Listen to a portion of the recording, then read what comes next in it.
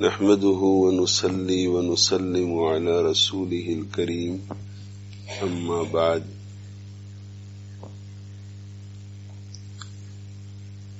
لوگ پوچھتے رہتے ہیں کہ وسوسے کا علاج کیا ہے؟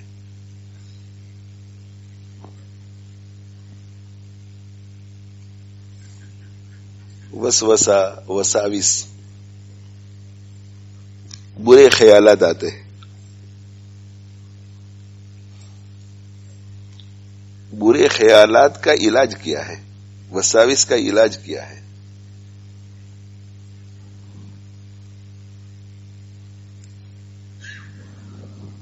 بعض لوگوں کو عقائد کے سلسلے میں برے برے خیالات آتے رہتے ہیں. مرنے کے بعد کی زندگی کے بارے میں، اللہ کے بارے میں، قرآن کے بارے میں.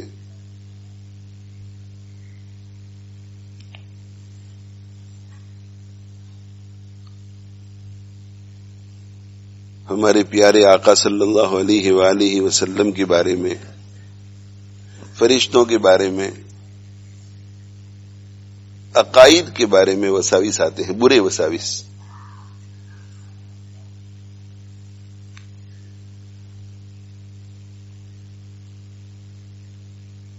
اور وہ بہت پریشان رہتے ہیں.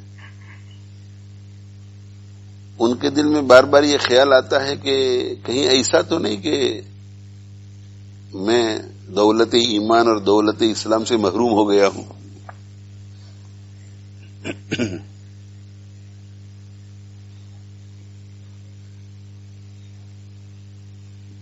تو اس کا میں بہت آسان جواب دوں آپ کو کہ وساوس کا علاج کیا ہے.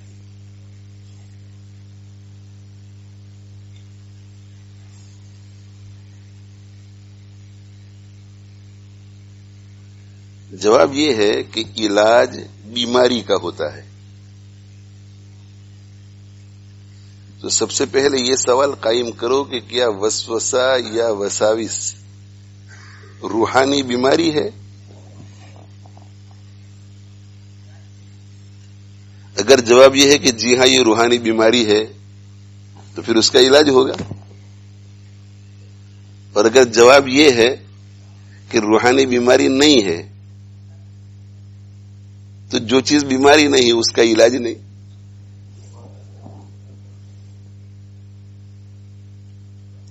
تو سب سے پہلے یہ سوال قائم کرتے ہیں کہ کیا وساوس بیماری ہے یا نہیں. جیسے حسد یہ روحانی بیماری ہے تو اس کا علاج بھی ہوگا.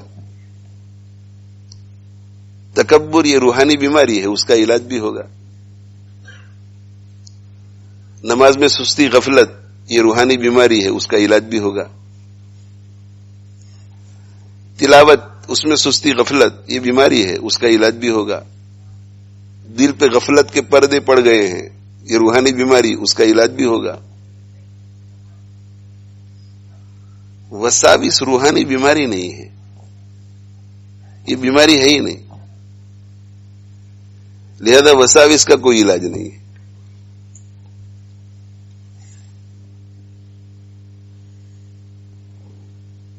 وساوس کا کوئی علاج نہیں.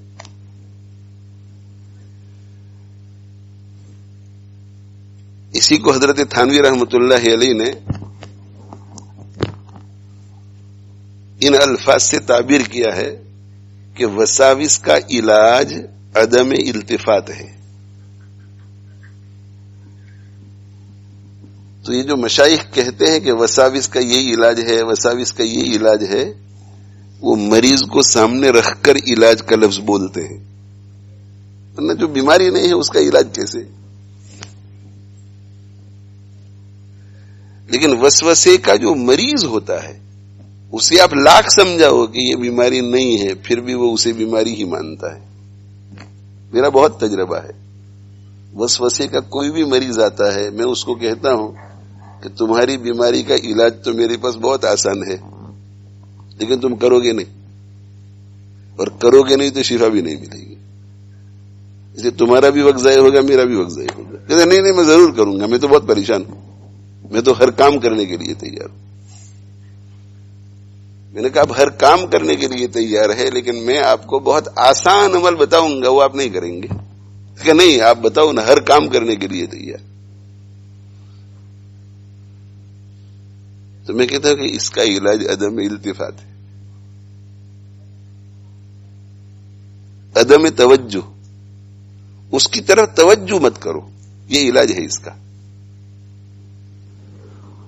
میں ذرا اس کو سمجھانا چاہتا ہوں، اس کو بھی، اس کی طرف توجہ مت کرو، یہ ہے علاج اس کا. اب یہاں لوگوں کو سمجھ میں نہیں آتا، پڑھے لکھے لوگوں کو بھی، کہ ایک چیز جو بار بار دماغ میں گھوم رہی ہے اس کی طرف توجہ نہ کرو گا کیا مانا، وہ تو وہاں ہے. یہ جو عدم التفات ہے اسے سمجھنا بہت ضروری.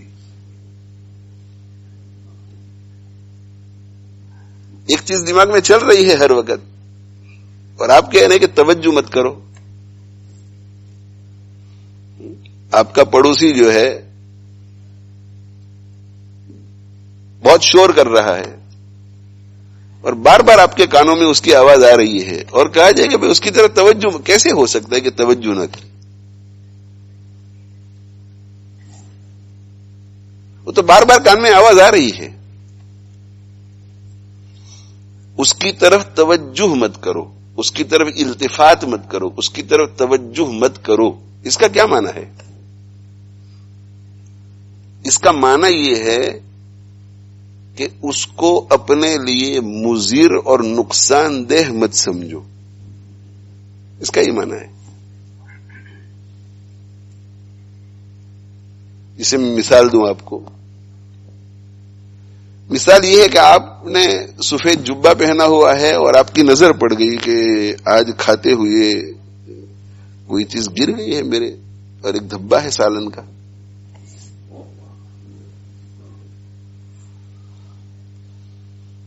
آپ کسی مفتی کے پاس گئے کہ ابھی مجھے ظہر کی نماز ادا کرنی ہے، یہ سالن کا دھبا ہے.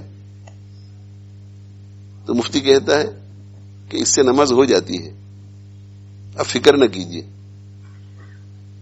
تو نماز کے دوران آپ کو دھبا نظر آ رہا ہے مگر آپ پریشان نہیں ہوتے. یہ ہے عدم التفات. پریشان نہ ہونا، اسے مضر نہ سمجھنا. نظر آ رہا ہے آپ کو پوری نماز میں، یا سینے کے اوپر ہے. عدم التفات کا معنی یہ ہے کہ جو آپ نے اس کی طرف توجہ کی ہے، وساوس شروع ہوئے تو آپ نے اس کی طرف توجہ کی. کیا توجہ کی؟ کہ یار یہ مضر ہے، کہیں میرا ایمان تو نہیں چلا گیا، کہیں میرا ایمان خطرے میں تو نہیں ہے.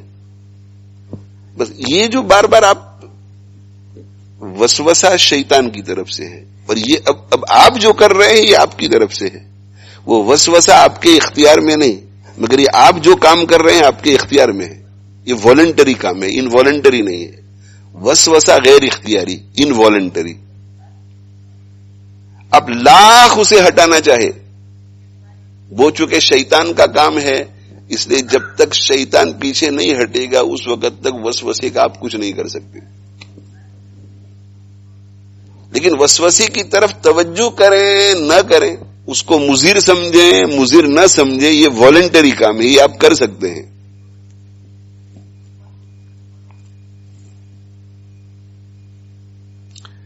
تو وسوسہ بیماری نہیں ہے،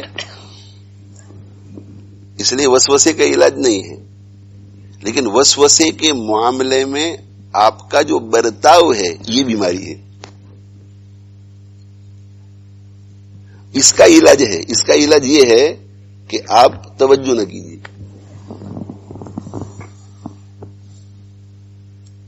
یہ مضر نہیں ہے آپ کے لیے، نقصان دہ نہیں ہے. یہاں ایک دوسرا اصول سمجھا دوں جو سالکین کے لیے بہت اہم ہے. وہ یہ ہے کہ سالک جب راستے پہ پڑ جاتا ہے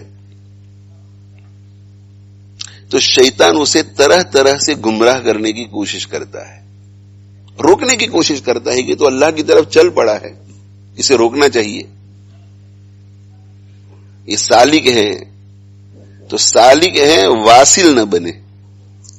یہ منزل پہ چل رہا ہے، سالک کا معنی چل رہا ہے، اور واصل کا معنی اللہ تک پہنچ گیا. اللہ تک پہنچنے کا یہ جو سفر ہے جسے ہم سلوک کہتے ہیں، یہ سیر اللہ ہے. سیر اللہ، اللہ کی طرف چل رہا ہے. اور یہ منزل جو ہے وہ ایک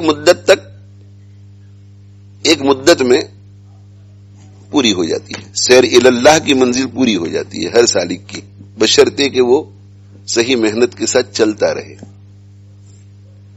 اور سیر اللہ کے بعد ایک دوسرا مرحلہ شروع ہوتا ہے، وہ کبھی ختم نہیں ہوتا. وہ ہے سیر فی اللہ. یہ دو اصطلاحیں ہیں، ایک ہے سیر اللہ، دوسری ہے سیر فی اللہ. غالباً کسی مجلس میں اس سال رمضان میں اختصار کے ساتھ سمجھائی بھی ہے. سیر اللہ اور سیر فی اللہ، الہ اور فی کا صرف فرق ہے. کیا فرق ہے دونوں میں؟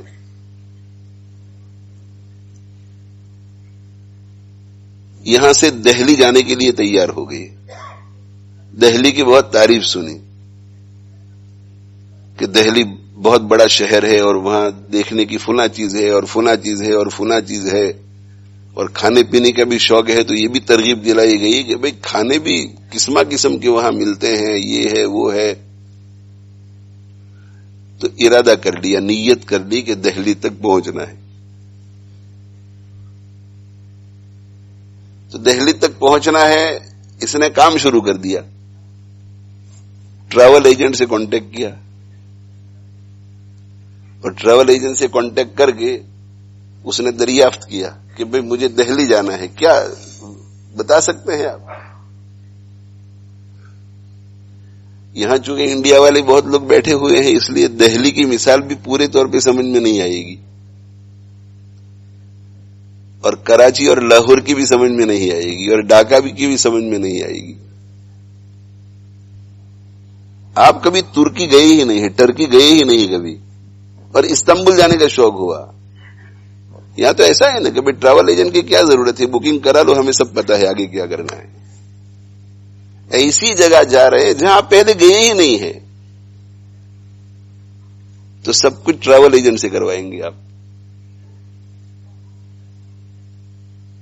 ایک ایک چیز معلوم کریں گے اور ایک ایک اپنی حاجت اس کے سامنے رکھیں گے، اور وہ جو بتائے گا اس طرح آپ کریں گے. وہ کہے گا کہ بھئی پاسپورٹ لاؤ، پاسپورٹ دے دیں گے.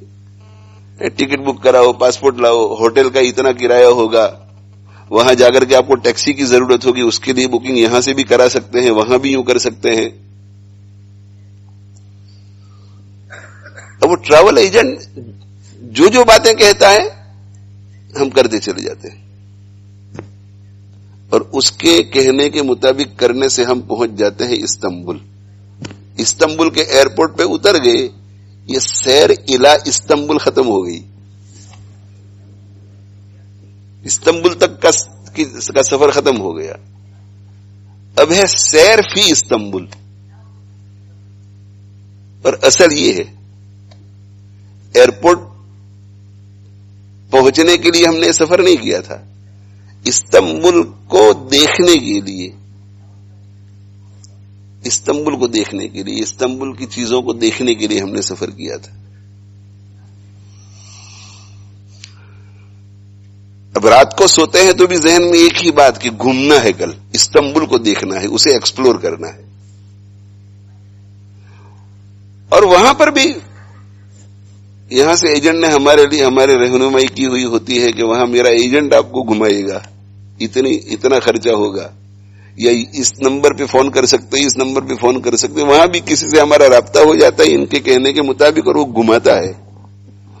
اور صبح سے شام تک میں بھی استنبول گیا ہوں، صبح سے شام تک گھمانے کے بعد تھک جاتے تھے، مگر پھر بھی دل یہ کرتا تھا کہ یار اور تھوڑا گھومتے، رات نہ ہوتی تو اور دیکھتے.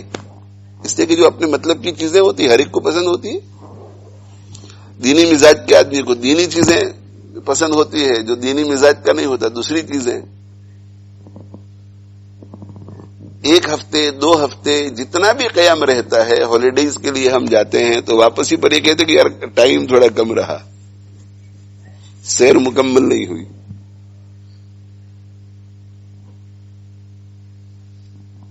اللہ جل جلالہ وعم نوالہ تک پہنچنا یہ ہے سیر اللہ، اور اس کے لیے بھی ایجنٹ کی ضرورت ہوتی ہے، اسی کو ہم شیخ کہتے ہیں.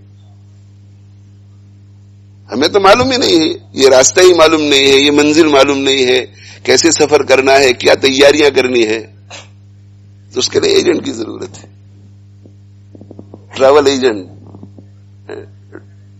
ٹور آپریٹر، وہ شیخ ہے ہمارے، شیخ کی رہنمائی میں ہم چل کر کے سیر اللہ کرتے ہیں، اور جب اللہ تک وصول ہو جاتا ہے تو یہ سالک جو ہے وہ واصل ہو گیا، پہلے سالک تھا، واصل ہو گیا، اب واصل ہونے کے بعد درجہ شروع ہوتا ہے سیر فی اللہ کا، تو اس سالک کو سلوک میں جو مزہ آتا ہے نا، وہ مزہ تو کچھ بھی نہیں ہے سیر فی اللہ کے مقابلے میں۔ یہاں سے استنبول جاتے ہوئے، ایئرپورٹ پر جاتے ہوئے کتنی خوشیاں ہوتی ہیں، ایئرپورٹ پر بھی بہت خوشیاں کہ ہم پہنچ گئے ایئرپورٹ، اور ابھی ایروپلین میں بیٹھ جائیں گے اور 4 گھنٹے میں استنبول اتر جائیں گے، شوق، لطف آتا ہے کہ ہم جا رہے ہیں، استنبول دیکھیں گے، بلو ماسک دیکھیں گے، ٹاپ کپی میوزیم دیکھیں گے، مزارات پر جائیں گے، کونیا جائیں گے، علامہ روم کے مزار پر، یہ دیکھیں گے، وہ دیکھیں گے، وہ کھائیں گے، فلاں کھائیں گے، کتنا شوق ہوتا ہے، مگر وہ چیزیں ہمارے ساتھ نہیں ہے اس سفر میں، اصل تو وہ چیز ہے جو وہاں پہنچنے کو، یہ سیر فی استنبول۔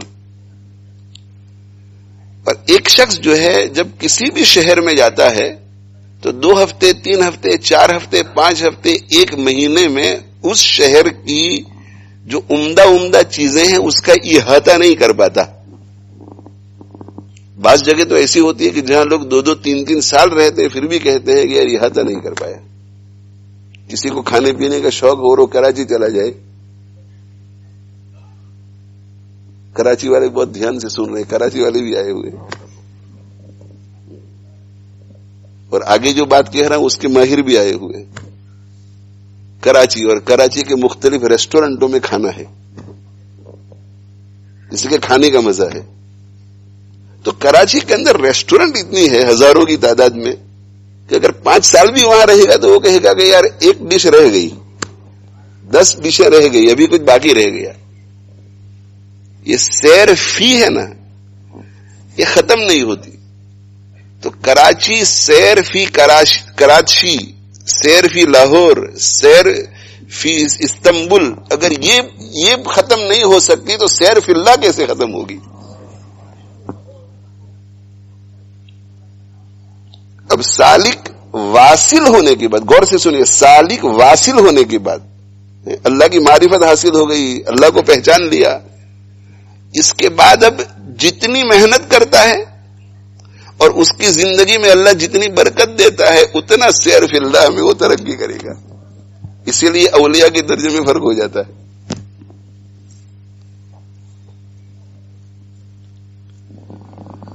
تو سالک جو ہے، سالک تو اس کو کہتے ہیں جس نے چلنا شروع کیا ہے، جس نے ابھی اس راہ میں قدم ہی نہیں رکھا، جس نے اپنی اصلاح کی فکر ہی نہیں کی، جس نے یہ خیال ہی نہیں کیا کہ مجھے بھی اپنا تزکیہ کرانا چاہیے۔ عبادتیں بہت کرتا ہے، تسبیحات بہت پڑھتا ہے، قرآن بہت پڑھ رہا ہے، لیکن ابھی سالک وہ نہیں بنا، دل میں یہ ارادہ نہیں ہوا کہ مجھے بھی اللہ تک پہنچنا چاہیے، مجھے کچھ خبر نہیں تھی، تیرا درد کیا ہے یا رب، یہ اللہ تیری محبت کا درد کیا ہے مجھے تو پتا ہی نہیں تھا، مجھے کوئی کسی اللہ والے کی مجلس میں لے گیا یا میں خود پہنچ گیا اور وہاں جا کر کے میں نے بیان سنا، بیان میں مجھے ایسا لگا کہ یہ بھی کوئی چیز ہے، اللہ کی محبت۔ میں تو آج تک بس عبادت کرتا رہا، عبادت، جہنم سے بچنے کے لیے، جنت حاصل کرنے کے لیے، یہ بھی ایک عظیم مقصد ہے، جنت بھی مقصد ہے۔ جن اولیاء سے اس قسم کے اقوال ثابت ہیں کہ نہ جنت رہے نہ جہنم، حضرت رابعہ بصریہ رحمۃ اللہ علیہ کا بہت مشہور واقعہ ہے کہ ایک دن پانی اور آگ لے کر کے نکلی اور بصرہ کی گلیوں میں چکر لگانے لگی۔ لوگوں نے پوچھا کہ کیا ہوا رابعہ؟ تو کہا کہ میں نے لوگوں کو دیکھا کہ یا تو وہ عبادت کرتے ہیں اللہ کی جہنم سے بچنے کے لیے، یا وہ عبادت کرتے ہیں جنت حاصل کرنے کے لیے، اللہ کسی کا مقصود نہیں ہے، عبادت تو اللہ کے لیے کرنی چاہیے۔ تو میں آگ لے کر نکلی ہوں تاکہ جنت کو جلا دوں، اور پانی لے کر نکلی ہوں تاکہ جہنم کو بجھا دوں، نہ جنت رہے نہ جہنم۔ اب لوگ عبادت کریں گے تو صرف اللہ کو راضی کرنے کے لیے، تو اس قسم کے واقعات سے جو یہ پتہ چلتا ہے کہ جنت مقصود نہیں ہے اور جہنم سے بچنا بھی مقصود نہیں ہے، تو یہ غلبہ حال کی وجہ سے تھا ان کا غلبہ حال۔ غلبہ حال کا معنی ہے کہ اللہ کی محبت اور اللہ کے عشق اور اللہ کے تعلق میں ایسا سرشار ہو جاتا ہے کہ اسے ایسا ہوتا ہے کہ لوگ جنت کے لیے عبادت کرتے ہیں، جہنم سے بچنے کے لیے عبادت کرتے ہیں۔ حالانکہ جنت بھی مقصود ہے، جہنم سے بچنا بھی مقصود ہے، اس لیے کہ اللہ نے اس کا حکم کیا ہے۔ اور اللہ کے نبی صلی اللہ علیہ وسلم دعا کرتے تھے جنت کی کہ اللہ میں آپ سے جنت کا سوال کرتا ہوں، جہنم سے آپ کی پناہ مانگتا ہوں۔ اللہم انی اسألک الجنہ واعوذ بک من سخطک واعوذ بک من النار، اللہم انی اسألک رضاک والجنہ واعوذ بک من سخطک والنار۔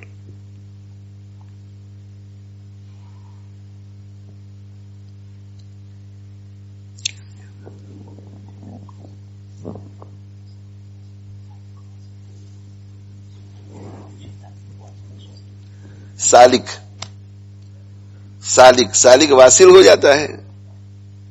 ہاں مجھے کچھ خبر نہیں تھی، تیرا درد کیا ہے یار۔ پہلے میں جنت حاصل کرنے کے لیے، جہنم سے بچنے کے لیے عبادت کیا کرتا تھا، یہ تو ذہن میں کبھی آیا ہی نہیں کہ میں عبادت اس لیے کروں کہ میرے دل میں اللہ کی محبت کی مٹھاس محسوس کروں، دل میں اللہ کی محبت کی مٹھاس نصیب ہو جائے۔ آج سے اس کو مقصد بناؤ، اللہ کی محبت حاصل کرنی، اور اس کے لیے بھی ایجنٹ چاہیے، شیخ چاہیے جو ہمیں راستہ بتلائے۔ تو حکیم اختر صاحب فرماتے ہیں مجھے کچھ خبر نہیں تھی، تیرا درد کیا ہے یا رب۔ یہ تیری محبت کا جو درد ہے کہ تجھ سے محبت ہو جائے اور پھر بے چینی رہے کہ کب میں اللہ سے ملوں، کب میں اللہ سے ملوں، کب میں اللہ سے ملوں۔ مجھے تو اس کا پتہ ہی نہیں تھا کہ یہ بھی کوئی چیز ہے، خانقاہوں میں جائے بغیر اس چیز کا پتہ نہیں چلتا۔ ہمارے ایک تعلق والے ہیں، ہم لوگوں کو یہاں آنے کے لیے اعتکاف کی دعوت، ایسی کوئی تحریک نہیں چلاتے رمضان سے پہلے یا پورا سال کے ایڈورٹائز کرو، لوگوں کو بلاؤ، ایسا بالکل ہمارے یہاں رواج نہیں ہے۔ ٹیکس بھیجو کہ خانقاہ ہو رہی ہے، اس سال بھی ایسا نہیں کیا، حالانکہ کورونا وائرس کے بعد یہ تیسرے سال میں ہوا۔ بس جو آ جاتے ہیں اللہ جن کو بھیج دیتے ہیں، بلاتے نہیں۔ اور اس لیے نہیں بلاتے کہ بھئی یہاں کچھ ہے نہیں، بلائے کیسے؟ بلائے تو جس کے پاس کچھ ہو۔ لیکن مجھ سے ان کا گہرا تعلق تھا، اور میری طالب علمی کے زمانے میں میرے اوپر کچھ محنت بھی انہوں نے کی تھی اپنے اعتبار سے، عالم دین تو نہیں تھے۔ میں نے کہا کہ آپ اعتکاف میں کسی سال آئیے ہمارے یہاں، تو میں نے کہا کہ وہاں میرے رفقا سب مل جل کر کے ہم لوگ کام کرتے ہیں، اور بہت سارے اللہ کی محبت کے طالبین جمع ہو جاتے ہیں، تو آپ کو دیکھ کر کے خوشی ہوگی کہ ہم نے محنت کی تھی، کچھ انشاءاللہ آخرت میں ملے گا۔ میں نے کہا آپ کو خوش کرنے کے لیے میں بلا رہا ہوں۔ وہ آئے، عمر ان کی 65 سال، آئے وہ، اور دوسرے نیک متدین، دوسرے تیسرے دن معتکف میں انہوں نے مجھ سے ملنا چاہا، مولانا ان کو اندر لے آئے، تو بس میرے سامنے بیٹھ گئی اور بیٹھ کر کے رونے لگی۔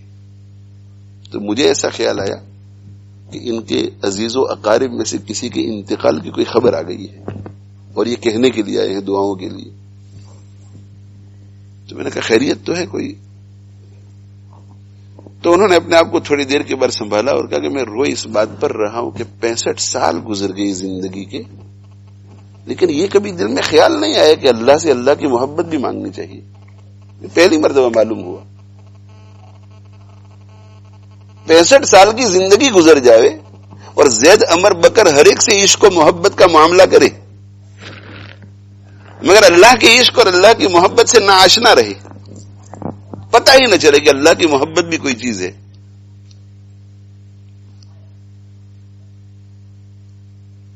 اللہ کی محبت کے بغیر عبادت اور اللہ کی محبت کے ساتھ عبادت، دونوں میں بہت فرق ہے۔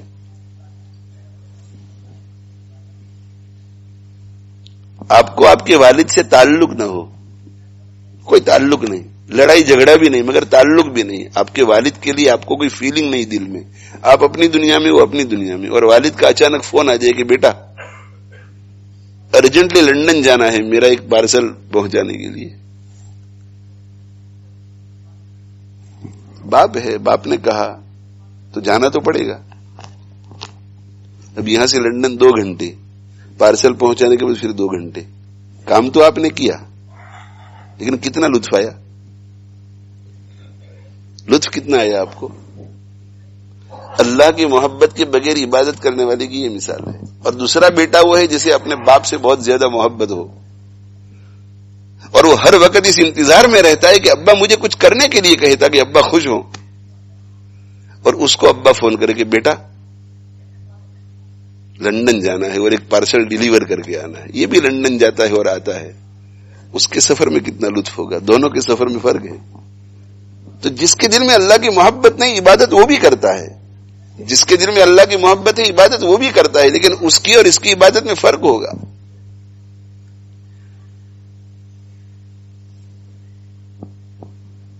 فرق ہوگا. یہ سیر فی اللہ ہے نا، سیر فی اللہ. یہ جو واقعات آتے ہیں کہ 40 سال تک عشاء کے وضو سے فجر کی نماز پڑھی، یہ سیر فی اللہ ہے. سیر فی اللہ میں تھکا آدمی بھی کہتے کہ نہیں.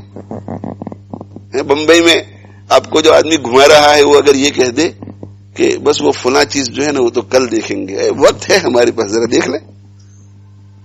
وہ لے جانے والا منع کر رہا ہے اور یہ تھکا ہوا ہے. نہیں آپ بہت تھک گئے ہیں، میں نے دیکھا آپ انگلینڈ سے آئے ہیں یہاں کی نہیں میں ٹھیک ہوں بالکل. تھکا ہوا آدمی بھی شوق. تو سیر، یہ جو بڑے واقعات آتے ہیں کہ 200 نفلیں پڑھتے تھے، 300 نفلیں پڑھتے تھے، ایک دن میں 3 قرآن ختم کر دیتے تھے، یہ سیر فی اللہ کی بات. اسی لیے ان لوگوں کو جو سیر الی اللہ میں ہے، یا ان لوگوں کو جن کی سیر الی اللہ شروع ہی نہیں ہوئی ہے، ان کو سمجھ میں ہی نہ آتا کہ ایسا ہو کیسے سکتا ہے. آپ بھی شروع کرو سیر الی اللہ کو، اور سیر فی اللہ تک پہنچو، پھر آپ کو خود کو سمجھ میں آ جائے گا. تو یہ سالک چلنے والے کہتے ہیں اللہ کی طرف جا رہا ہے. جب پہنچ جاتا ہے تو واصل ہو گیا. واصل ہونے کے بعد سیر فی اللہ پوری زندگی مزے ہی مزے. اور شیطان کوشش کیا کرتا ہے؟ پہلی کوشش یہ کہ سالک بنے ہی نہیں. سالک بنے ہی نہیں. سمجھ میں آ جاتا ہے پھر بھی انشاءاللہ سمجھ میں تو آ گیا ہے، کسی شیخ کو اب ڈھونڈنا ہے، ڈھونڈ لیں گے انشاءاللہ. کوشش کریں گے تو ملے گا نا شیخ اپنی مناسبت کا، ڈھونڈ لیں گے.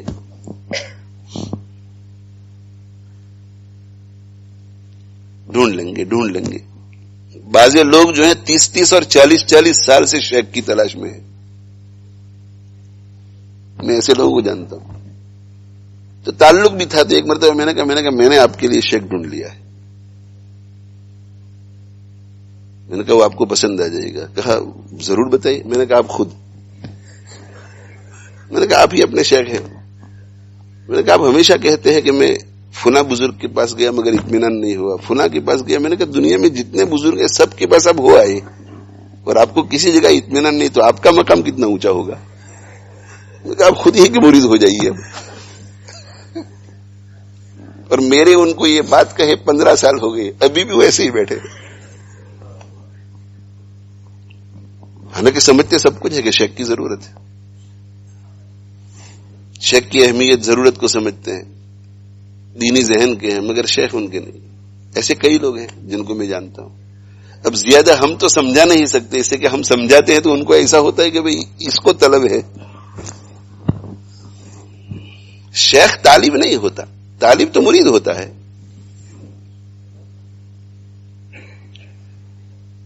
کبھی کبھی چل پڑتا ہے اور چلنے کے بعد شیطان اسے روک دیتا ہے. ایسے شخص کو واقف کہتے ہیں. اس سالک اب واقف ہو گیا، چل پڑتا ہے مگر رک جاتا ہے. زندگی میں بہت سے ایسے کام ہمارے ہوتے ہیں، دنیاوی کام بھی. کبھی مجھے گھر خریدنا ہے تو آپ نے ایک پلان بنایا اور پلان بنا کر کے ہر مہینے 100 پاؤنڈ ایک طرف رکھنا شروع کر دیا تو آپ سالک ہو گئے. پھر آپ نے دیکھا کہ بھئی کئی مہینوں کے بعد ابھی 3000 ہی جمع ہوئے ہیں، تو آپ نے بیوی سے کہا کہ یہ کام تو ہمارے لیے مشکل ہے، یہ تو ہماری زندگی ختم ہو جائے گی، مگر 1.5 لاکھ تو جمع نہیں ہوں گے، چلو اس کو کچھ کرتے خرچ کر ڈالتے ہیں. تو دیکھو واقف ہو گئی، آپ اس میں بھی واقف ہو جاتا ہے. مرید بھی ہے، سب کچھ ہے، مجلس میں جانا بند کر دیا، ذکر و اذکار بند کر دیے، اور شیطان خوش فہمی میں بھی رکھتا ہے کہ میں تو مرید ہوں، الحمدللہ میں تو سالک ہوں. اب واقف ہے.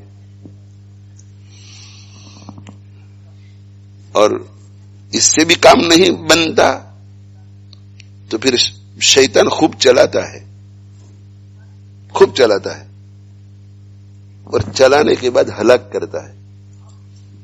اس راہ میں لوگ ہلاک بھی ہو جاتے ہیں.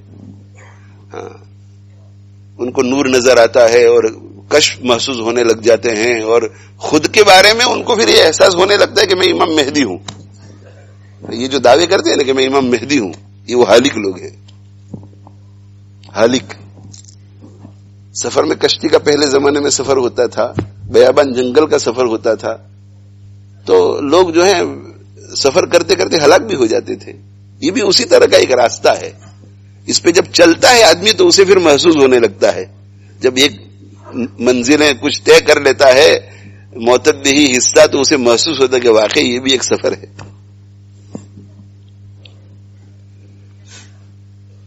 تو سفر میں جب بھی کوئی سفر شروع کرے گا وہ سالک رہے گا، واقف بھی ہو سکتا ہے، پر ہلاک بھی ہو سکتا ہے. اور اللہ فضل فرمائے خلوص کے ساتھ لگا رہے تو واصل ضرور ہوگا. یہ اللہ کا وعدہ ہے. والذین جاہدوا فینا لنہدینہم سبلنا ویہدی الیہ من ینیب. یہ اللہ کا وعدہ ہے.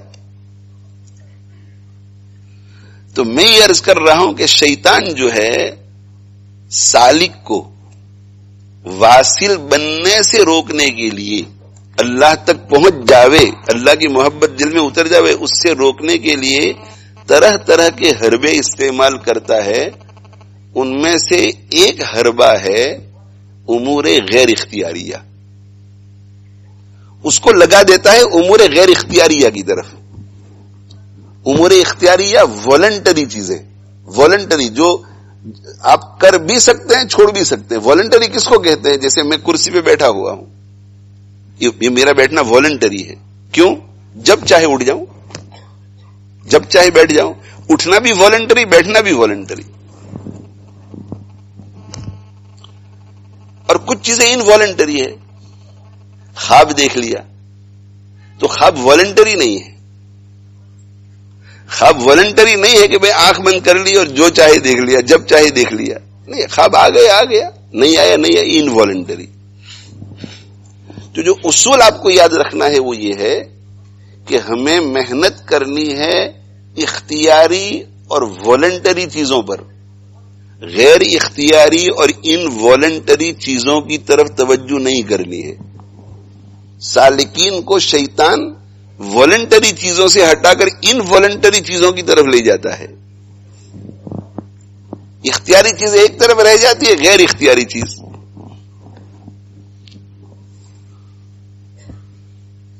اختیاری چیز ایک طرف رہ جاتی ہے، غیر اختیاری چیز. مثال اس کی یہ ہے کہ ذکر. شیخ نے بتایا کہ روزانہ 12 تسبیح کا ذکر کیا کرو، اور طریقہ بھی بتلایا. اب وقت پر وضو کرنا، وضو کر کے قبلے کی طرف رخ کر کے بیٹھ جانا اور بیٹھ کر 12 تسبیح کا ذکر کرنا، یہ اختیاری ہے اور والنٹری ہے. آپ اس پہ کانسنٹریٹ کیجیے. اس کے بعد ذکر کرتے ہوئے دھیان کو باقی رکھنے کی کوشش کرنا. دھیان کو باقی رکھنا نہیں، دھیان کو باقی رکھنے کی کوشش کرنا، یہ اختیاری اور والنٹری ہے. دھیان باقی رہے یا نہ رہے یہ انوالنٹری ہے، یہ غیر اختیاری ہے. لہذا ذکر کے لیے بیٹھ جاؤ، ساری چیزیں والنٹری ہے، اختیاری ہے، اور دھیان کو رکھنے کی کوشش کرنا کہ میرا دھیان بالکل ذکر کی طرف رہے. لا الہ الا اللہ محمد رسول اللہ، لا الہ الا اللہ محمد رسول اللہ، لا الہ الا اللہ محمد رسول اللہ، لا الہ الا اللہ محمد، اللہ کی طرف جانا کہ میں اللہ کو راضی کرنے کے لیے ذکر کر رہا ہوں، اللہ مجھے دیکھ رہا ہے، جو بھی تصور اللہ کی طرف کیا آپ نے، اور 10-15 مرتبہ ہوا کہ دھیان آپ کا کہیں اور چلا گیا، جان بوجھ کر نہیں، آپ نے خود بخود چلا گیا، خود بخود چلا گیا، اور چلتے چلتے چلتے چلتے چلتے پوری ایک تسبیح پوری ہو گئی، تب ایک دم ہوش میں آئے کہ میرا دھیان تو کہیں اور چلا گیا تھا، پھر لیا وہ اللہ کی طرف، لا الہ الا اللہ محمد، اللہ کی طرف دیا۔ یہ جو دھیان آپ نے رکھنے کی کوشش کی یہ آپ کے اختیار میں ہے، لیکن دھیان دوسری طرف چلا گیا، یہ آپ کے اختیار میں نہیں ہے۔ اب آئے گا شیطان، اور شیطان دل میں بانٹ ڈالے گا کہ اس ذکر کا کیا فائدہ، اس ذکر کا کیا فائدہ جس میں دھیان نہیں ہے۔ تو ہمیشہ ایک بات یاد رکھو، ترقی ہوتی ہے والنٹری چیز پر، جو آپ اپنے اختیار سے کرتے ہیں۔ انوالنٹری چیز جس پہ آپ کا کنٹرول ہی نہیں ہے، وہ تو آپ کر ہی نہیں رہے ہیں، چلا گیا آیا چلا گیا، یہ انوالنٹری چیز ہے، اس پہ ترقی نہیں ہوتی۔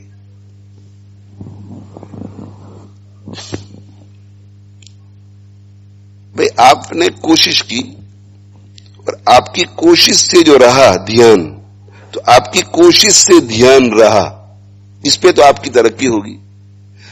اب آپ کی کوشش کے باوجود دھیان چلا گیا، آپ نے دھیان ادھر نہیں لے گیا، وہ خود بخود چلا گیا، اور خود بخود چلا گیا، اس کا پتہ کیسے چلے گا؟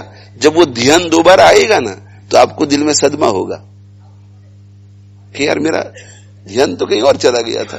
تو پتا چلا کہ دھیان آپ کسی طرف نہیں لے گئے ہیں، وہ کوئی اور لے گیا ہے، آپ نہیں لے گئے ہیں۔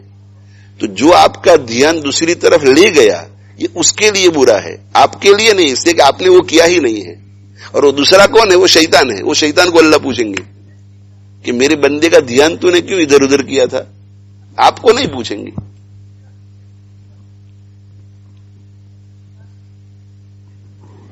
اختیاری چیز پر ثواب بھی ملتا ہے، اختیاری چیز پر پکڑ بھی ہوتی ہے۔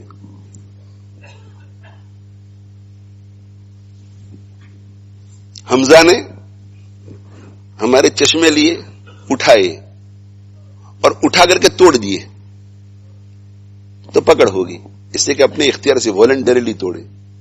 چشمے راستے میں رکھے ہوئے تھے، اور میں نے سوچا کہ یہاں تو ابھی کوئی بھی نہیں ہے، ذرا مجھے کچھ حاجت ہے، تو میں نماز پڑھتے پڑھتے معتکف میں چلا گیا، مسجد بالکل خالی تھی۔ حمزہ کو پتہ نہیں کہ یہاں چشمے ہوں گے، وہ بیچارہ چلتے چلتے آیا اور پاؤں رکھ دیا غلطی سے، انوالنٹریلی۔ اب مجھے کسی نے آ کر کے کہ حمزہ نے آپ کے چشمے توڑ دیے، میں نے کہا حمزہ نے چشمے توڑ دیے، وہ کیسے ہوا؟ کہا کہ وہ چلتے چلتے اس کا پاؤں پڑ گیا۔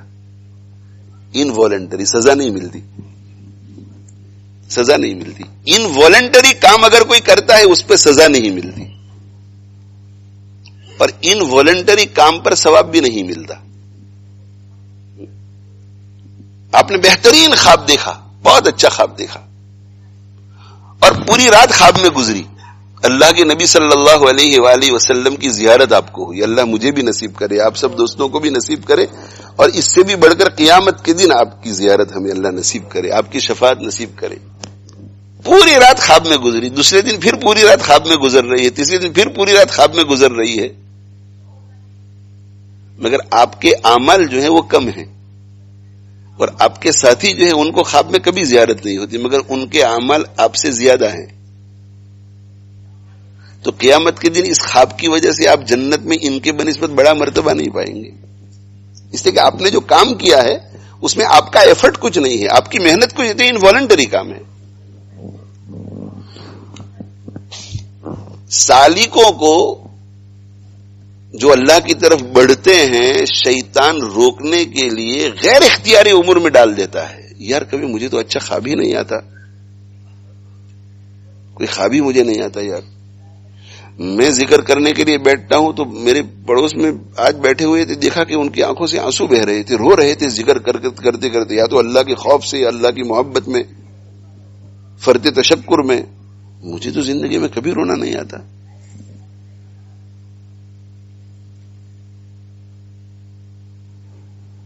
میرے دوست مجھے کہتے ہیں کہ میں اللہ اکبر کہتا ہوں، وہاں سے لے کر اخیر تک کوئی خیال ادھر ادھر نہیں آتا مجھے. اور میرا تو اللہ اکبر کہنے سے خیر خیال ہی خیال میں رہتا ہوں میں تو. یہ ساری غیر اختیاری چیزیں. اللہ کے یہاں جو کچھ قبول ہوتا ہے اور اللہ کی طرف سے جو اجر و ثواب مرتب ہوتا ہے، جو فائدے مرتب ہوتے ہیں، جو ترقی ہوتی ہے، وہ اختیاری اور والنٹری امور پر، غیر اختیاری اور ان والنٹری امور پر نہیں.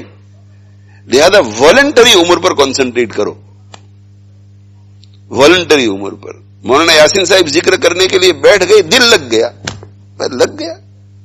یہ جو ان والنٹری چیزیں ہیں نا، یہ مقصود تو نہیں ہے مگر محمود ہے.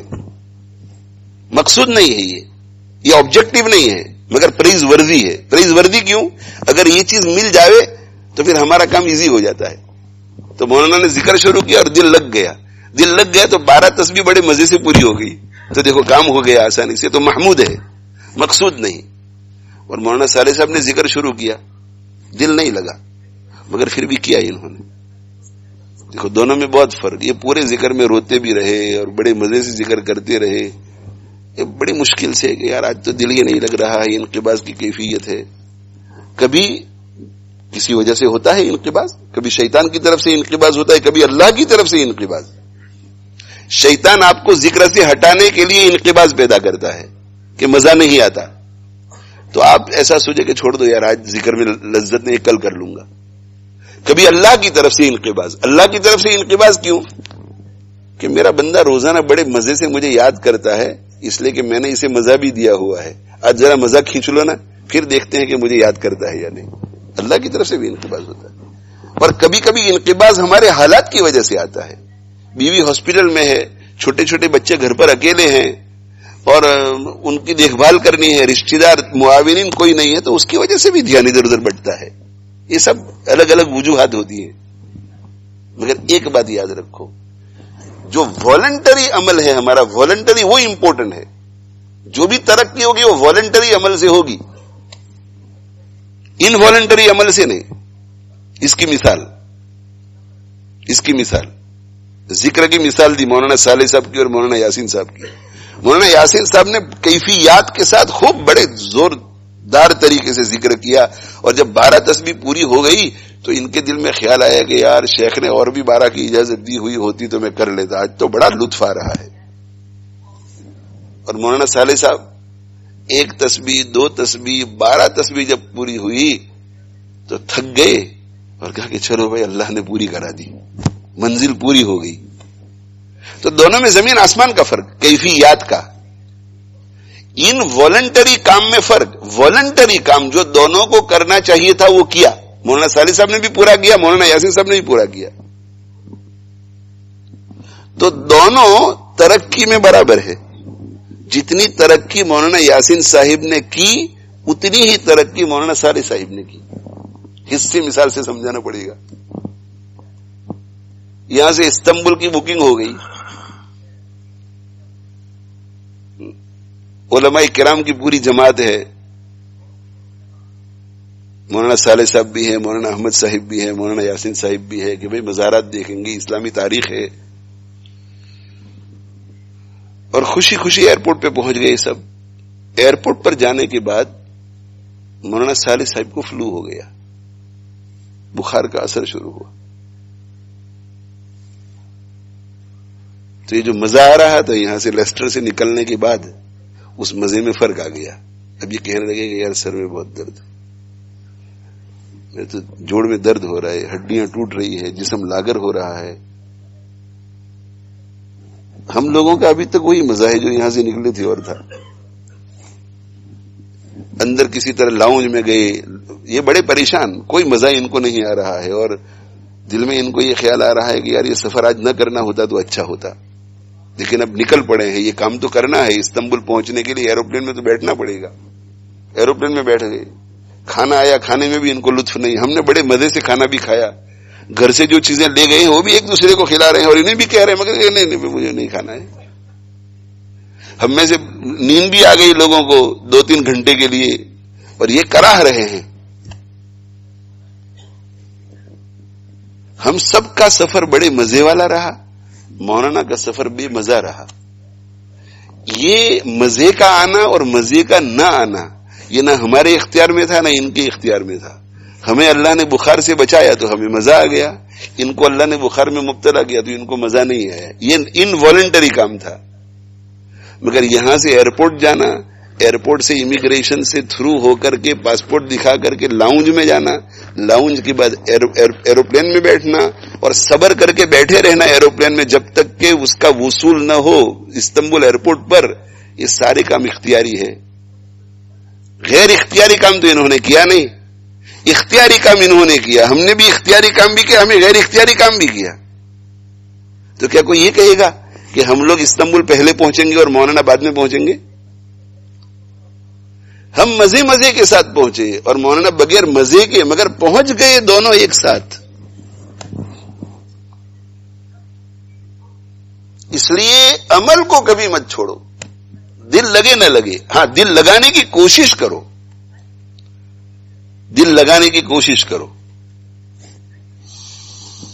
یہ نہیں کہ جان بوجھ کر کے آپ ادھر ادھر کا خیال رکھیں. خیال آپ کا دھیان رکھنے کی کوشش کی اللہ کی طرف, دھیان چلا گیا آپ کا اور ریئلائز کیا آپ نے کہ میں نماز کے اندر, احساس ہوا کہ میں نماز کے اندر انڈیا کا سوچ رہا ہوں. اس کے بعد بھی کہا کہ نہیں بہت اچھی سوچ ہے بھوریا گاؤں کی, تو ذرا میں سوچتا رہوں تھوڑی دیر کے لیے. یہ برا ہے, اس سے آپ کی منزل اب رک جائے گی. یہ اختیاری ہے. جان بوجھ کر کے بھی بعض لوگ سوچتے رہتے ہیں. ایک لطیفہ بچپن میں سنا تھا بہت پہلے کہ ایک مسجد کے اندر نماز ہو رہی تھی, تو نماز کے بعد سلام پھیر کر کے ایک صاحب نے کہا کہ بھئی ایک رکعت کم ہوئی ہے آج گاؤں میں, ایک رکعت کم ہوئی ہے. تو وہ سب سے کم درجے کے آدمی تھے گاؤں میں دینی اعتبار سے. تو باقی سب نے کہا کہ یار تجھے شبہ ہو گیا ہوگا, نماز پوری ہوئی ہے. امام صاحب کا دھیان بھی ادھر ادھر تھا اور سب کا. تو کہ نہیں مجھے یقین ہے کہ 3 ہی رکعت ہوئی. آپ نے بھی سنا ہوگا یہ لطیفہ, 3 ہی رکعت ہوئی ہے. تو کہا تمہیں کیسے اتنے یقین کے ساتھ پتا چلے گا؟ کہ میری 4 دکانیں ہیں اور میں روزانہ ظہر کی نماز میں ہر دکان کا حساب ہر رکعت میں کرتا ہوں. تبھی 3 ہی دکانوں کا حساب ہوا ہے, اس لیے مجھے یقین ہے کہ ابھی 4تھی باقی ہے. تو یہ تو اختیاری ہے نا کہ خود ادھر ادھر ذہن لے جاتا ہے, نماز پڑھتے پڑھتے خود ادھر ادھر دیکھ رہا ہے. اس کو تو چوری کہا گیا ہے کہ شیطان ہماری نماز کا کچھ حصہ اس طرح چوری کر لیتا ہے. لیکن دھیان رکھنے کی آپ کوشش کر رہے ہیں, ادھر چلا جاتے ہیں, پھر آپ لاتے ہیں, ادھر چلا جاتے ہیں, پھر آپ لاتے ہیں, ادھر چلا جاتا ہے. زندگی بھر بھی یہ سلسلہ رہے. اعمال کو مت چھوڑو. اعمال اور معمولات سے ترقی ہوتی ہے, یہ اختیاری چیز ہے. زندگی بھر آپ خواب نہ دیکھیں, زندگی بھر آپ سے کوئی کرامت صادر نہ ہو, زندگی بھر آپ کو کیفیت حاصل نہ ہو. میرے حاجی صاحب رحمت اللہ علیہ کا زبردست ملفوظ ہے, اللہ کے بندے بنو, جی کے بندے مت بنو. عبادت کرو اللہ کے لیے, دل لگے نہ لگے. یہ کوئی بات ہے کہ جی لگا تو کیا اور جی نہیں لگا تو چھوڑ دیا؟ اللہ کے بندے بنو, جی کے بندے مت بنو. اب آگے ایک اور بات جو اہم ہے, ایک کیفیت محمود ہے, غور سے سننا. کیفیت محمود, کیفیت محمود, اس سے کہ اس سے کام ایزی ہو جاتا ہے, لیکن اس میں خطرہ بھی رہتا ہے. محمود تو ہے مگر وہ خطرے میں رہتا ہے. اور جہاں کیفیات نہیں ہوتی وہاں بھی خطرہ ہے. وہاں کون سا خطرہ ہے؟ وہاں خطرہ یہ ہے کہ کہیں کام چھوڑ نہ دے. لیکن اگر کام چھوڑتا نہیں ہے تو وہاں کوئی خطرہ نہیں ہے. یہ ہمارا ایک سفر ہے, سلوک ایک سفر. جب ہم یہاں سے پریسٹن جائیں گے, یہاں سے پریسٹن, اور سمر کے دن ہوں تو راستے میں جیسے ہی نکلے تو بہت فریش تھے, بات چیت کرنے میں بڑا مزہ آیا. پھر گاڑی اور ذرا آگے چلی تو پھر تھکاوٹ محسوس ہوئی, تو بدن تھکنے لگا اور ذرا یوں جھونکے آنے لگے. اب پتہ ہی نہیں کہ کہاں سے گزر رہے ہیں. پھر آنکھ کھل گئی تو دیکھا کہ بڑی گرینری ہے اور چاروں طرف پھول ہیں. اور پھر ایک مرحلہ ایسا ہے کہ کھنڈرات آ گئے, روئنز آ گئے. تو اب دل دیکھنے کو بھی نہیں چاہتا کہ یار گندگی آ گئی. خاص طور پہ غریب ملکوں میں ریل سے آپ سفر کرتے ہیں تو عجیب عجیب مناظر دیکھنے کو ملتے ہیں, اچھے بھی اور برے بھی. تو یہ سلوک بھی ایسا ہی ہے, کبھی دل لگتا ہے کبھی دل نہیں لگتا, کبھی دل لگتا ہے کبھی دل نہیں لگتا, کبھی کوئی اچھی چیز پیش آتی ہے کبھی کوئی بری چیز پیش آتی ہے. گھبرانے کا نہیں, یہ مسافر جو گاڑی میں سفر کر رہا ہے، ریل میں سفر کر رہا ہے، وہ باہر کی حالت کو دیکھ کر بھاگتا نہیں اور باہر کی حالت کو دیکھ کر اترتا نہیں، اس لیے کہ اس کے پیش نظر دہلی کا اسٹیشن ہوتا ہے. راستے میں بہتر سے بہتر اسٹیشن آ جائے وہ اترتا نہیں ہے، اترتا نہیں، اس لیے کہ اسے پتا ہے کہ میری منزل یہ نہیں، میری منزل آگے ہے. تو یہ کیفیت والے کیوں خطرے میں ہیں آپ جانتے ہیں کہ راستے میں چلتے چلتے ان کو جو مزے آ رہے ہیں نا، مزے، تو کبھی کبھی یہ سالک، شیطان تو دونوں پر وار کرتا ہے نا، تو یہ سالک جو بڑے مزے سے چل رہا ہے تو شیطان دیکھتا ہے کہ یہ سالک بھی ہے اور اسے مزہ بھی آ رہا ہے، دھیان بھی ہے، سب کچھ ہے، یہ تو چھوڑے گا ہی نہیں اپنا کام، یہ تو منزل تک پہنچ جائے گا، اب اسے کیسے روکوں؟ تو شیطان دھیرے دھیرے دھیرے دھیرے اللہ جو مقصد تھا کہ میں ذکر اللہ تک پہنچنے کے لیے کر رہا ہوں، اس سے اس کو ہٹا کر کے مزے کو مقصد بنا دیتا ہے. اب وہ ذکر کر رہا ہے مزہ پانے کے لیے، اللہ اللہ، اللہ کو بھول گیا ہے، بہت مزہ آتا ہے، اللہ. شیخ کے پاس بھی آتا ہے کہ میرا ذکر بڑھاؤ نا، اور وہ کیوں؟ تاکہ اللہ تک جلدی پہنچے، نہیں، مزے کی وجہ سے.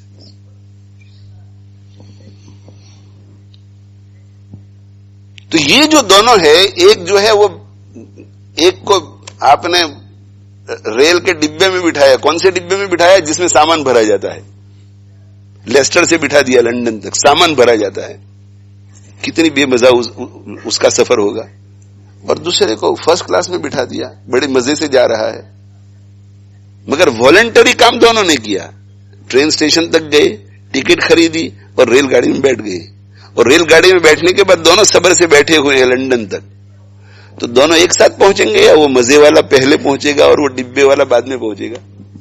دونوں ایک ساتھ پہنچیں گے. تو میں یہ عرض کر رہا ہوں کہ اختیاری اور غیر اختیاری، وسوسہ جو ہے وہ غیر اختیاری ہے، وسوسہ ہمارے اختیار میں نہیں، وسوسہ غیر اختیاری چیز ہے. وسوسے کے سلسلے میں انشاءاللہ آئندہ کل کچھ عرض کرنے کی کوشش کروں گا. وسوسہ بیماری نہیں ہے، بیماری نہیں تو علاج نہیں. اسی حضرت فرماتے ہیں کہ اس کی طرف توجہ ہی مت کرو. توجہ مت کرو کا کیا مانا؟ وہ سمجھانا پڑتا ہے، اس لیے کہ لوگ کہتے ہیں کہ بھائی ہے تو توجہ کیسے نہ کریں. تو بعض لوگ ایسے ہیں کہ ان کو کان میں آواز کی بیماری ہو جاتی ہے، ہر وقت ان کو کچھ آواز آتی رہتی ہے. تو وہ نیورولوجی ڈپارٹمنٹ میں بھی ان کے کئی چکر ہوتے ہیں، ہاسپٹل میں نیورولوجسٹ چیک کرتا ہے اور دوائی بھی دیتے ہیں، مگر ہوتا کچھ نہیں، ہوتا کچھ نہیں. اب اس میں میں نے دو قسم کے لوگوں کو دیکھا. ایک تو وہ کہ جو دھیان وہی رکھتے ہیں کہ یار اس کا کوئی حل نکلنا چاہیے، یار اس کا کوئی حل نکلنا چاہیے، اس کا کوئی حل نکلنا چاہیے، اس کا کوئی حل نکلنا چاہیے. تو ایسے لوگوں کو کبھی پوچھتے ہیں کہ بھئی وہ آپ کی کان کا جو تکلیف تھی وہ بہت شکوا کرتے ہیں، بہت شکوا کرتے ہیں. اور کچھ لوگ وہ ہیں جن کو ڈاکٹر سمجھاتے ہیں کہ بس یہ آواز آ رہی ہے، دوائی وغیرہ سب کچھ کیا، مگر اس کا علاج جو آتی رہے گی، مگر آپ کے ہیلتھ کے لیے بالکل مضر نہیں ہے. وہ اسے ایکسپٹ کر لیتے ہیں اور اس کی طرف التفات نہیں کرتے. تو ایسے لوگوں کو جب پوچھتے ہیں کہ وہ آپ کی کان کی تکلیف، تو کہا ارے بھائی آپ نے یہ تو یاد دلایا، آپ نے یاد دلایا تو پتا چلا کہ کان کی تکلیف ہے. یہ ہے عدم التفات. وہ تو ذہن سے ہی نکل گیا تھا، آپ نے یاد دلایا کہ وہ مجھے تکلیف ہے، تو اب ذہن وہ آواز آ رہی ہے. التفات نہیں چاہیے، اس کو مضر نہ سمجھو، آپ مضر نہیں. دوسری میں مثال دیا کرتا ہوں، میں کہتا ہوں یہ ہندوستان پاکستان جاتے ہیں اور جہاں صفائی ستھرائی زیادہ نہیں ہوتی تو وہاں کھانے کے لیے بیٹھتے ہیں تو مکھیاں آتی ہیں، مکھیاں اڑتی رہتی ہیں، مکھیاں چہرے پر بیٹھتی ہے، ادھر ادھر آتی ہے.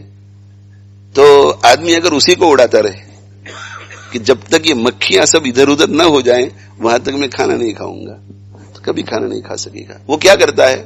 بس وہ کھاتا رہتا ہے. اور برٹش ہوگا تو ایسا ایسا کرتا رہے گا. برٹش سے مراد ہم انڈین برٹش.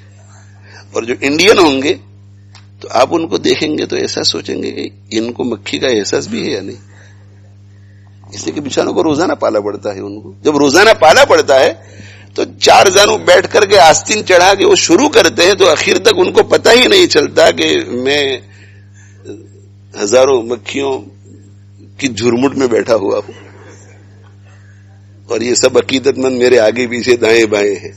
یہ ہے عدم التفات. اب اگر کوئی کہے کہ آپ کہہ رہے ہیں کہ التفات نہ کرو, مکھیاں تو ہے, نہیں, مطلب ہے کہ میرے کھانے میں کیا مضر ہے, یہ اس کا کوئی پرابلم نہیں ہے.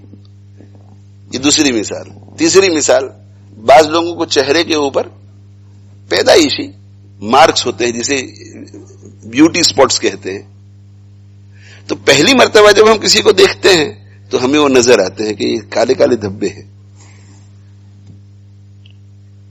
لیکن اس سے پوچھو جس کے چہرے کے اوپر یہ دھبے ہیں کہ آپ روزانہ آئینے میں دیکھتے ہیں تو آپ کو یہ نظر آتے ہیں, اسے نظر نہیں آتے. حالانکہ ہے, اس لیے کہ اس نے یہ ذہن اس کا بنا ہوا ہے کہ اس سے کیا ہوگا, میری صحت پر اس کے کوئی اثر نہیں پڑے گا, میری زندگی پہ اثر نہیں پڑے گا. یہ عدم التفات کا یہ معنی ہے کہ اس کی طرف توجہ نہ کی جائے. اور یہ جو کہا گیا ہے کہ جب تمہیں وسوسہ آئے تو حدیث میں کہ کہو آمنت باللہ ورسولہ, یہ عدم التفات ہی کی تعلیم ہے. برا خیال آ رہا ہے تو برے خیال کی وجہ سے دل میں کیا آتا ہے خیال کہ یار کہیں میرا ایمان تو خطرے میں نہیں پڑ گیا. کہا کہ آمنت باللہ ورسولہ کہہ دو اور التفات مت کرو, تم مومن ہو, کہہ دو کہ میں مومن ہوں, التفات مت کرو, اس کی وجہ سے کچھ نہیں ہوتا. یہ بھی عدم التفات ہی کے لیے ہے آمنت باللہ. بہت سے لوگ ایسا سمجھتے ہیں کہ یہ کوئی وظیفہ ہے اور بار بار پڑھنے سے برکت ہوگی اس کی, وہ بھی اپنی جگہ پر, لیکن اصل جو ہے وہ یہ کہ عدم التفات ہی کو بتلایا گیا. ورنہ اشکال ہوگا کہ مشائخ عدم التفات سکھا رہے ہیں اور اللہ کے نبی صلی اللہ علیہ وسلم وظیفہ سکھا رہے ہیں. یہ وظیفہ نہیں ہے, آمنت باللہ ورسولہ عدم التفات کی ایک شکل ہے. آمنت باللہ ورسولہ بس ختم ہو گیا. تو انشاءاللہ وسوسے کے سلسلے میں اگر موقع ملا تو کل کچھ عرض کروں گا. التفات تک میں نے کیا کہا کہ جس کو بھی کہا جائے تو کہتے کہ نہیں آپ کچھ وظیفہ بتاؤ, آپ کوئی علاج بتلاؤ. بھائی میں نے کہا تھا آپ کو کہ میں جو کہوں گا وہ آپ کرنے کے لیے تیار نہیں ہو, کہ نہیں کچھ وظیفہ بتاؤ. وظیفہ یہی ہے, یہ پرابلم نہیں ہے, یہ پرابلم نہیں ہے, یہ آپ کی روحانیت کے لیے اتنا مضر نہیں ہے, چھوڑ دو اسے, آپ توجہ ہی مت کیجیے اس کی طرف. مگر ہے, میں نے کہا ہے, وہ رہے گا, مگر آپ اس خیال کو لانا چھوڑ دیجئے کہ یہ پرابلم ہے. یہ رہے, آپ ایسا سوچو کہ it's not a problem, it's not a problem, یہ پرابلم نہیں ہے. چلو بات ختم ہی کر دو ایک ہی بات کہہ کر کے, ورنہ یہ مضمون پھر لمبا ہو جائے گا. یہ علاج کیوں ہے؟ اس لیے کہ شیطان یہ چاہتا ہے کہ وسوسہ ڈال کر آپ کو اعمال سے روکے کہ یار اتنے کفریہ خیالات مجھے آ رہے ہیں, نماز پڑھنے کا کیا فائدہ. اور بہت سے وسوسے والے جو ہے نا وہ آ کر یہی کہتے ہیں کہ یوں ٹھیک رہتا ہوں, قرآن لے کر بیٹھتا ہوں تو یہ شروع ہو جاتا ہے, اس لیے میں قرآن بند کر دیتا ہوں کہ اتنے برے خیالات, اس سے تو قرآن نہ پڑھنا بہتر ہے. دیکھو کامیاب ہو گیا نا وہ. کہتے یوں کچھ نہیں ہوتا, نماز شروع کرتا ہوں کہ برے خیالات شروع ہوئے, اس لیے میں نماز نہیں پڑھتا. وسوسہ شیطان لاتا ہے, اور شیطان اسی لیے لاتا ہے کہ ہمیں واقف یا حالق بنا دے, روک دے ہمیں, واقف روک دے, رک جائے, یہ اعمال چھوڑ دے. ہمیں کیا کرنا ہے؟ چھوڑنا نہیں ہے, ہمیں چھوڑنا نہیں ہے. جتنی بھی وہ کوشش کرے ہمیں عمل نہیں چھوڑنا ہے. قرآن کھولتے ہیں, وساوس آتے ہیں, پہلے سے تیار رہو, کوئی حرج نہیں. وساوس آئیں گے, اٹس ناٹ اے پرابلم, کوئی پرابلم نہیں ہے وساوس. ہمیں عمل کرتے رہنا ہے, وساوس کی وجہ سے چھوڑنا نہیں ہے. وہ وساوس لاتا ہے آپ کو اعمال اور ترقی سے روکنے کے لیے, مگر آپ ان وساوس کے باوجود اعمال میں لگے رہیں گے, آپ کی ترقی ہوتی رہے گی. 1 ہفتہ, 2 ہفتے, 3 ہفتے, 4 ہفتے, جب وہ دیکھے گا کہ میری محنت تو رائے گاں جا رہی ہے تو چلا جائے گا, خود بخود چلا جائے گا. لیکن جب وہ دیکھ رہا ہے کہ میری محنت کارآمد ہے, وہ لگا رہے گا آپ کے ساتھ, وہ لگا رہے گا. اور حضرت حکیم الامت تھانوی رحمۃ اللہ علیہ نے جو ایک بات کہی ہے وہ بڑی تسلی کی بات ہے. حضرت فرماتے ہیں کہ آپ کو وسوسے آتے ہیں کفریہ, اور آپ کے دل میں ایسا خیال آتا ہے کہ میرے پاس ایمان نہیں ہے, اس لیے ایسے خیالات مجھے آ رہے ہیں. تو حضرت فرماتے ہیں کہ تسلی رکھو, خیالات کفریہ آئے یہ تو دلیل ہے اس بات کی کہ آپ کے پاس ایمان ہے. کفریہ خیالات آئے یہ دلیل ہے اس بات کی کہ آپ کے پاس ایمان ہے. کیوں؟ اسی کہ حضرت تھانوی رحمۃ اللہ علیہ کے الفاظ، چور وہیں جاتا ہے جہاں مال ہوتا ہے. تو شیطان وسوسوں کے ذریعے جو ڈاکہ ڈال رہا ہے آپ پر، وہ اسی لیے ڈاکہ ڈال رہا ہے کہ اسے پتا ہے کہ یہاں آپ کسی غیر مسلم سے پوچھیں گے آپ کو ایسے خیالات آتے ہیں، اس کو کبھی خیالات نہیں آئیں گے. تو خیالات کا آنا صحابہ کو بھی آتے تھے، صحابہ کرام رضوان اللہ تعالیٰ علیہ، بہت برے برے خیالات، بہت برے خیالات. تو حضور اکرم صلی اللہ علیہ وسلم کے پاس آئے کہ ہمیں تو بہت برے خیالات آتے ہیں. تو حضور صلی اللہ علیہ وسلم نے پوچھا کہ اس وقت تمہاری کیفیت کیا ہوتی ہے؟ تو انہوں نے کہا کہ اس وقت ہماری کیفیت یہ ہوتی ہے کہ ہمارا دل کرتا ہے کہ ہم جل کر کے کوئلہ ہو جاتے تو اچھا ہوتا. یعنی اس زندگی سے تو موت بہتر ہے. اس کا مطلب ہے کہ ہم بالکل ناپسند کرتے ہیں. تو حضور صلی اللہ علیہ وسلم نے کہا ذاک عین الایمان، یہ دلیل ہے اس بات کی کہ تمہارا ایمان مضبوط اور پختہ ہے. کیوں؟ اس لیے کہ آپ کے دل میں ایمان نہ ہوتا تو شیطان کی طرف سے برے وسوسے آتے تو آپ کے دل میں تکلیف نہ ہوتی، جل کر راکھ ہو جانے کا آپ کو شوق نہ ہوتا. کسی غیر مسلم کے ذہن میں ہمارے پیارے آقا صلی اللہ علیہ وسلم کے بارے میں کوئی برا خیال آئے گا، اسے کوئی تکلیف ہوگی؟ یہی فرق ہے ہمارے اپنے خیال اور شیطان کے خیال میں. ہمارے اپنے خیالات ہوں گے تو کبھی بھی ہمیں برا نہیں لگے گا. ایک مثال دوں آپ کو، ایک فاسق فاجر لڑکا ہے، زنا کی اس کو عادت ہے. جب بھی اس کو زنا کا خیال آئے گا وہ اندر سے خوش ہوگا، اس لیے کہ وہ اس کا خیال ہے. اور ایک نیک اور صالح لڑکا ہے، جوان ہے، اسے زنا کا خیال آتا ہے، اسے بہت توبہ یہ مجھے خیال کیوں، توبہ یہ مجھے خیال کیوں آ رہے ہیں، توبہ یہ مجھے خیال کیوں آ رہے ہیں. وہ بھی جوان، یہ بھی جوان، اسے خیالات آتے ہیں تو ہنستا ہے، مسکراتا ہے، خوش ہوتا ہے. اسے خیالات آتے ہیں تو ناپسند کرتا ہے. ہمیشہ یاد رکھو، اپنے خود کے خیال کو ہر شخص پسند کرتا ہے اور کسی اور کے خیال کو ہمیشہ پسند نہیں کرتا. تو اگر ہمارے ذہن میں کوئی برا خیال آئے اور ہمیں ناپسند ہو تو سمجھ جانا چاہیے کہ یہ میرا خیال نہیں، یہ شیطان کا خیال ہے. شیطان وسوسہ ڈال رہا ہے، اور جب میرا نہیں ہے تو اللہ مجھے نہیں پوچھے گا، شیطان کا ہے، شیطان کو پوچھے گا. اللہ تعالیٰ شانہ مجھے آپ کو عمل کی توفیق دے. تو بھائی وسوسے سے مت گھبراؤ. ایک دوسری ٹائپ کا وسوسہ ہے وضو نماز کے سلسلے میں، کہ میرا وضو نہیں ہوا، میرا وضو نہیں ہوا، میرا وضو نہیں ہوا، میرا وضو نہیں ہوا.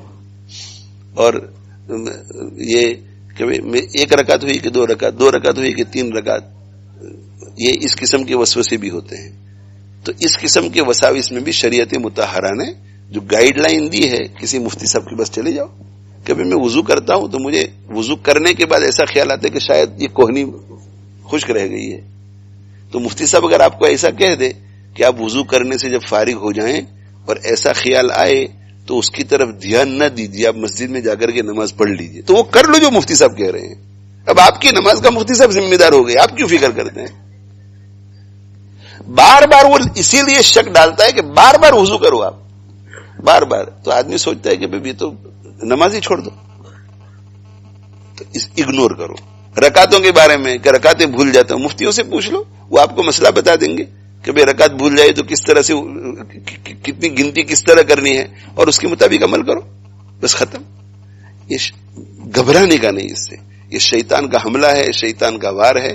اس شیطان کے حملے اور شیطان سے وار سے بچنے کا طریقہ یہ ہے کہ اس کی طرف توجہ نہیں، اس کی طرف التفات نہیں. بودر ہی مت کرو اس کے بارے میں، بودر ہی مت کرو. It's not a problem. وساوس پرابلم نہیں ہے، وساوس پرابلم نہیں ہے. ہاں وساوس سے اللہ کی پناہ مانگنی چاہیے، اس لیے کہ جیسے کیفیت محمود ہے اسی طرح وساوس کبھی کبھی جو ہے اس طرح آدمی کو الجھا کر رکھ دیتے ہیں. لیکن اس کو مقصد نہ بنائیں کہ کس طرح میں ہٹاؤں، کس طرح رہے، پوری زندگی رہے. کہو کہ تو آتا رہے، مجھے ستانے کی کوشش کرتا رہے، لیکن میں ایسا آدمی نہیں ہوں کہ تیرے ستانے کی وجہ سے اعمال کو چھوڑنے والا ہوں. تو دیکھ رہا ہے کہ میں کر رہا ہوں، اور انشاءاللہ آگے بھی تو دیکھے کہ اللہ کی مدد سے میں عمل کرتا رہوں گا، خود بخود وساوس چلے جائیں گے. اللہ تعالی شانہ مجھے آپ کو عمل کی توفیق دے. وآخر دعوانا الحمدللہ رب العالمین، وصلی اللہ علی نبینا محمد وعلی آلہ واصحابہ اجمعین.